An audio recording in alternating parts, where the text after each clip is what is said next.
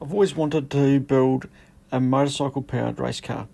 So this Hillman Imp came up for sale for just $1,000, and I've already sold some of the bits that came with it so it owes me $800 all up. I really want to build this into just a budget racer. So I want to build this car from scrap bits and pieces.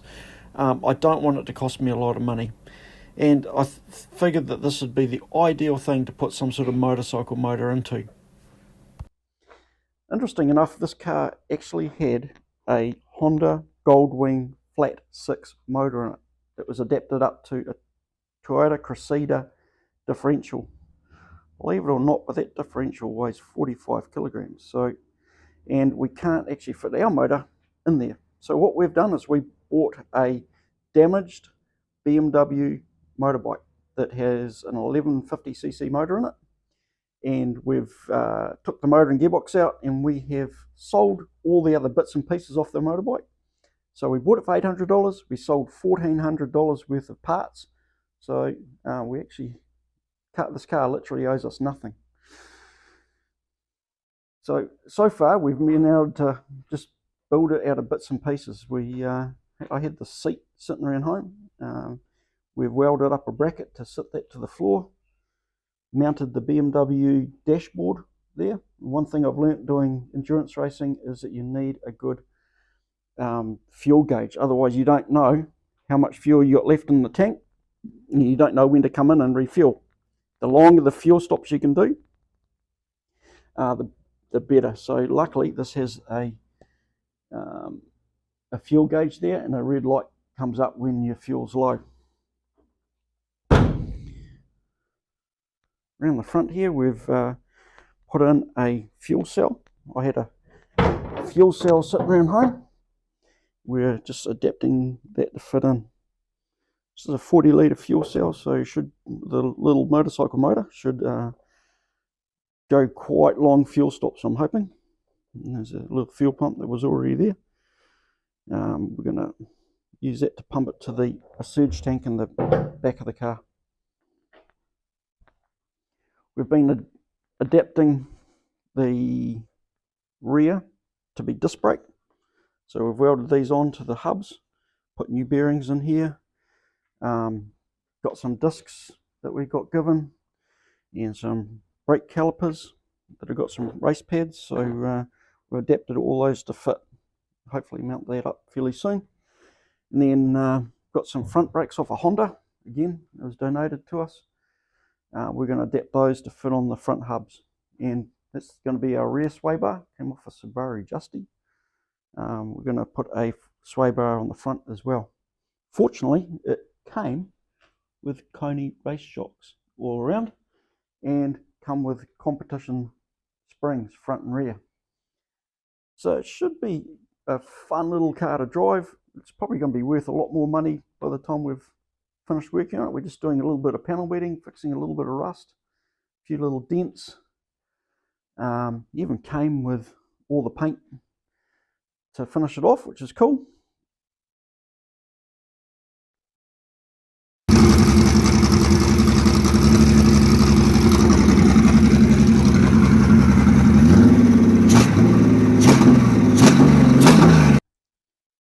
This is the BMW motorbike engine that we're going to be putting in the Imp. As I said, we got this out of a damaged motorbike, and don't worry, the wheels that are bolted up there just to be able to move it around the workshop. We're trying to make this so it'll just go in easy, so we've made up some engine mounts, both in the front and the back of it, just to make it easy to put onto the Imp chassis. And we've started making up the drive unit. So this here was on the BMW drive shaft. We've cut it off, machined up a piece of steel to go on there.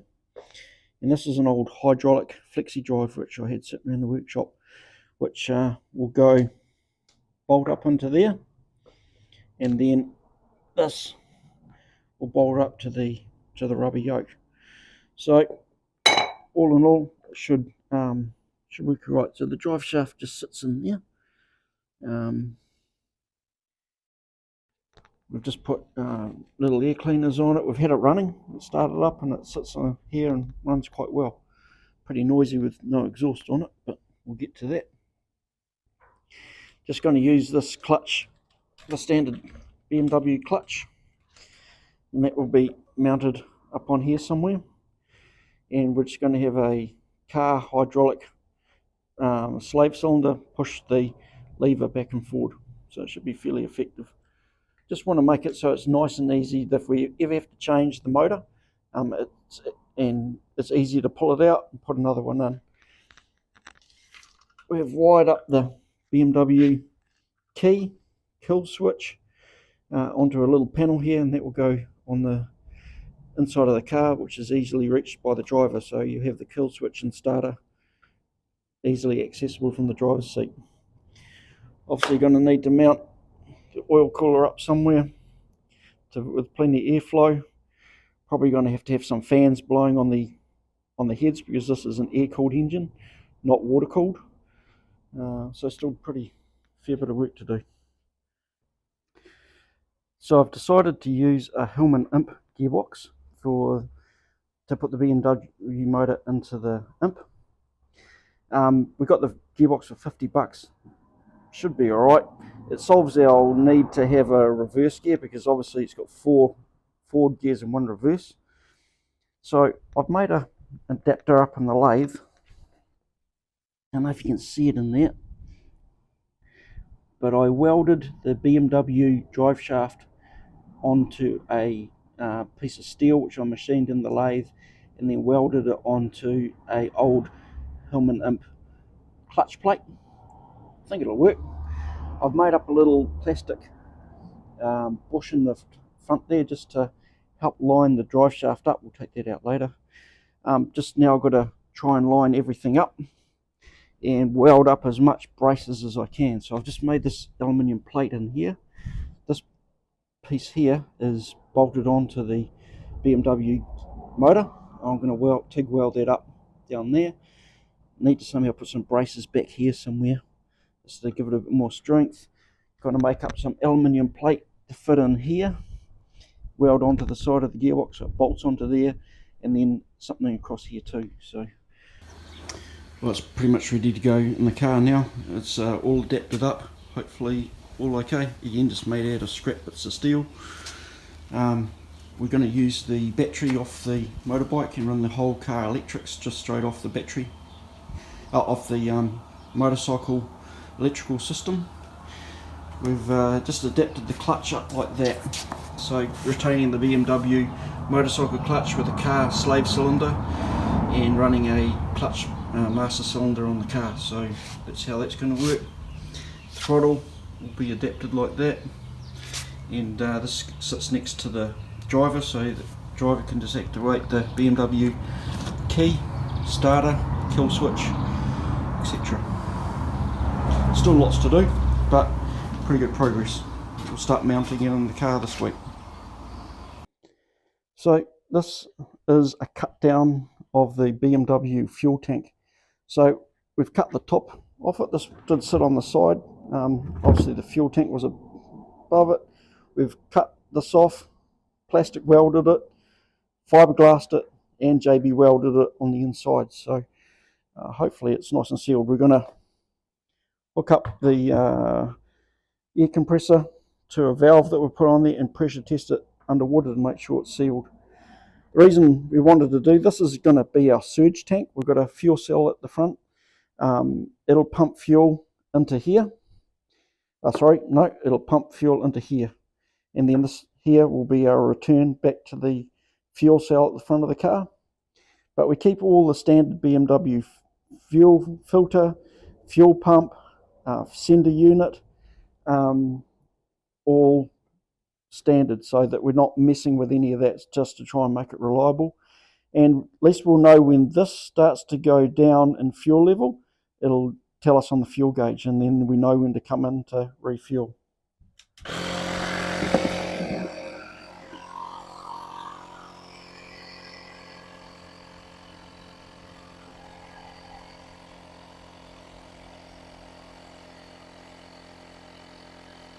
So we've now got the BMW motor sitting in the back of the Hillman Imp.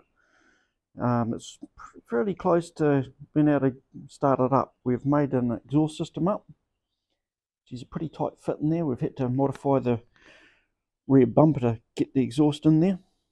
We've made this bracket up here to fit the clutch. So this is obviously the BMW clutch that was on the handlebars originally, when we've put a clutch save cylinder from a car. So that'll push on there and that'll activate the clutch. This is here for the throttle. This comes from the car, this from the motorbike. We've got to join those cables there so that it will pull and operate the throttle. This is the BMW fuel tank. This came off the motorbike. It's got all the standard equipment. We've just lengthened the hoses a little bit. Exactly the same wiring. And that, of course, is fed from the fuel cell at the front of the car.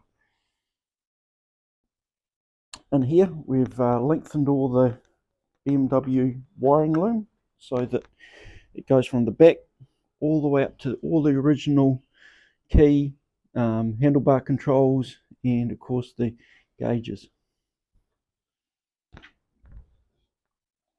Today we hope to get this fuel cell secure.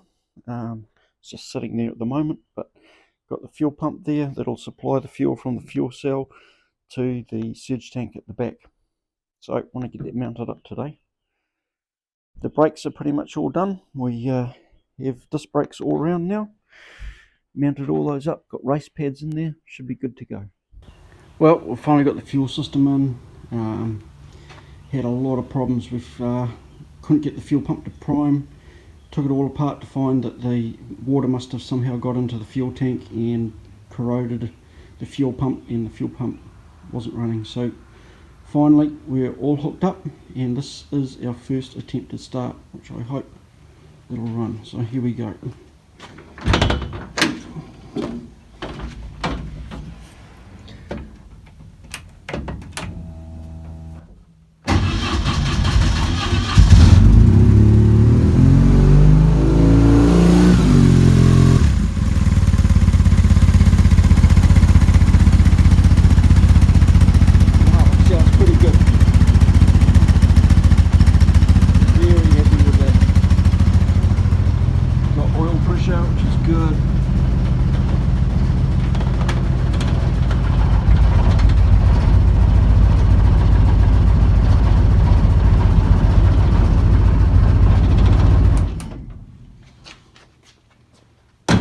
Very happy with that. Woohoo!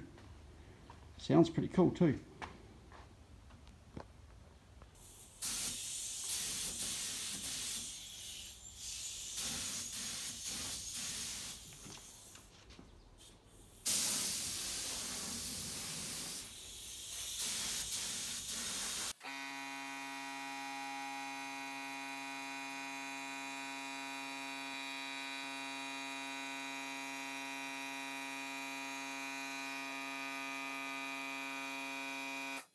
Okay, can you push the clutch in? Out. In. Out. Perfect.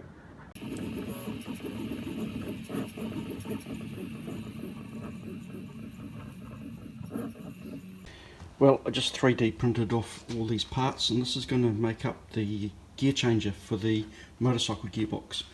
Being a sequential, it needs to just go up and down, so just going to make a mechanical gear changer so that it operates from the car and just on a pivot and goes back and forward like that. Hopefully it'll work.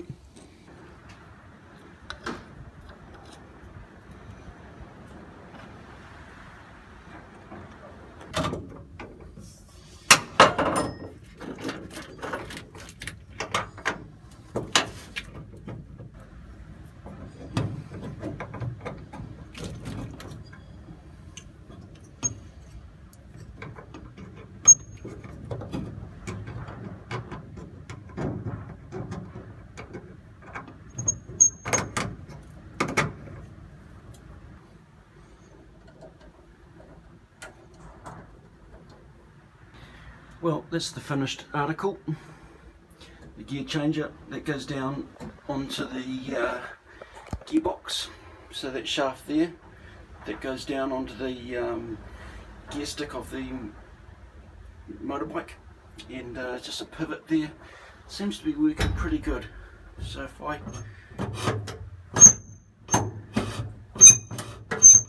pretty happy with that. Seems to be changing gear quite well. Well, this is the first drive for the car. I can only go slowly as I don't have all the engine mounts in it, but let's see if it'll actually work. Neutral. Okay.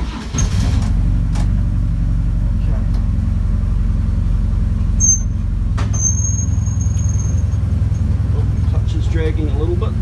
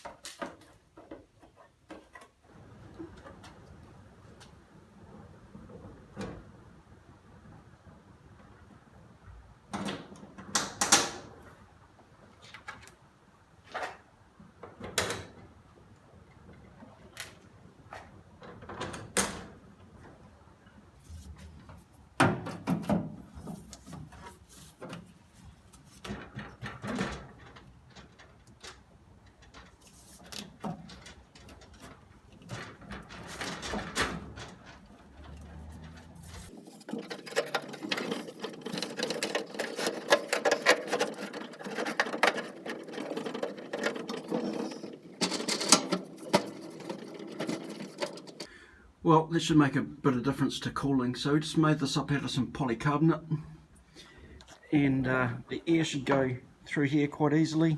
These are just some bonnet scoops from AliExpress, $14 each, and pipe them so they go in these pipes and come down and blow onto the heads. So it should cool the heads a lot better, and done it on this side too. So that should provide a bit of cooling. I've got to change this oil cooler out. This one must have got damaged in the accident in the BMW. So I've got just an old one off a Hayabusa, Suzuki Hayabusa, and I mounted a computer fan, cooling fan on the back. So that should help cooling of the engine a bit. So I'm going to put that in now.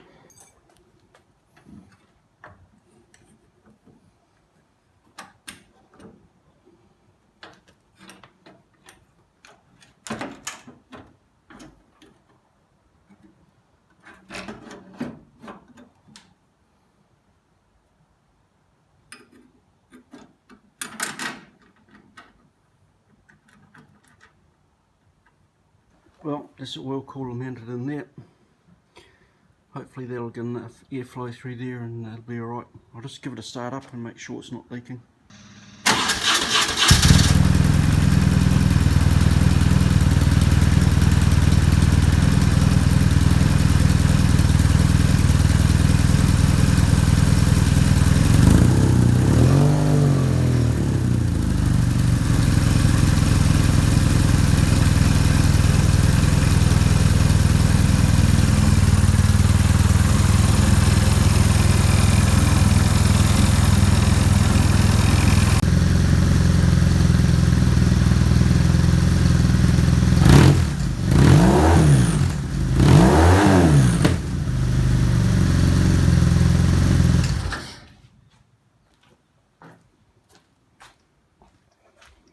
Well, that seems to be fine. That smoke there is actually from the old oil cooler that had been leaking down onto the head and onto the extractors, and I don't think there's any leaking there at all.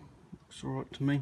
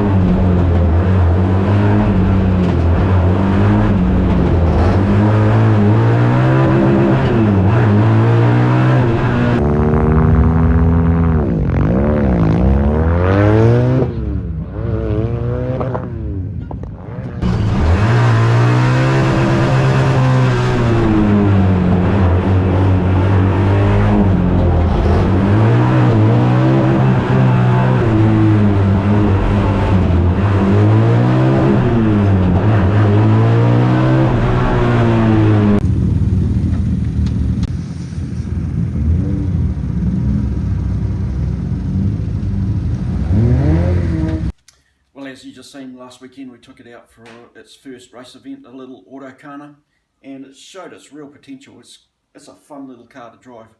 Unfortunately, on the day we had a few problems. As you saw in the video, I was having to sit on the rev limiter quite a bit, and unfortunately we had clutch problems. The clutch leaked out some clutch fluid, and I couldn't change gear very well, and in the end had to put the car in the trailer and go home, which is a bit of a pain. But it's got heaps of potential. Can't wait to take it to a track day and try it out on the racetrack and see what it can do. Another mistake I made is I had it in third gear in the car gearbox and then was using the motorbike sequential from there.